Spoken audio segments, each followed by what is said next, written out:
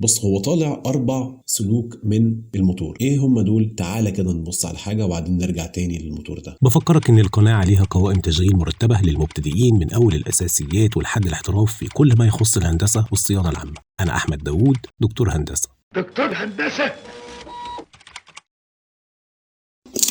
ملفات الموتور بتبقى من جوه بالشكل ده.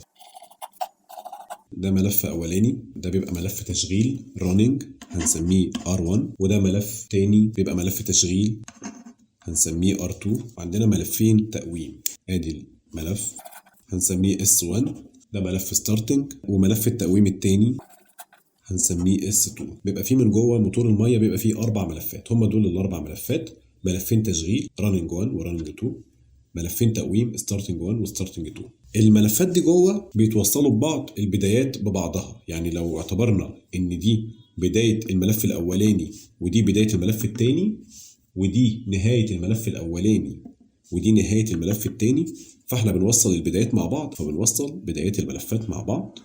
ده بيكون جوه الموتور. وبرضه ملف التقويم بنوصل بداياته مع بعضها، ونطلع بره بالاربع نهايات، فبيطلع معانا 4 اسلاك بره. ادي طرف وادي طرف وادي طرف وادي طرف.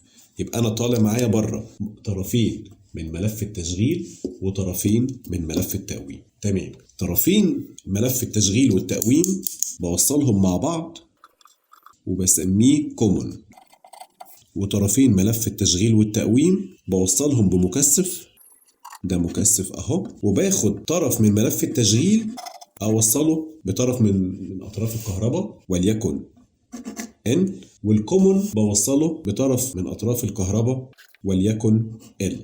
نرجع بقى للموتور اللي كنت شغال فيه علشان اوريك الكلام ده عملي.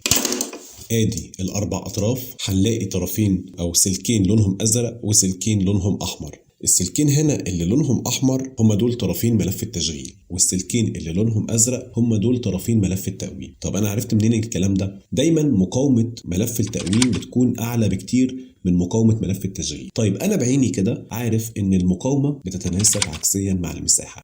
السلك اللي مساحة مقطعه صغيرة ده مقاومته عالية، وبالتالي السلك الأزرق هنا مساحة مقطعه أقل من الأحمر، فأنا هنا عرفت إن هو ده ملف التقويم، والاتنين الأحمر هم دول ملف التشغيل. هعمل إيه بقى؟ هوصل الأحمر بالأزرق اللي هم طرفين طالعين من تقويم وتشغيل، أوصلهم ببعض، هم دول الطرف الكومن اللي قلت عليه. وبجيب هنا مكثف الطرفين بتوعه، طرف بوصله بطرف ملف تشغيل وطرف بوصله بطرف ملف تقويم. وبعدين بجيب طرفين الكهرباء، بوصل طرف بالكومون اللي هو التشغيل والتقويم مع بعض، والطرف التاني بوصله بطرف التشغيل اللي واصل بالمكثف اللي هو السلك الأحمر. هوصل كهرباء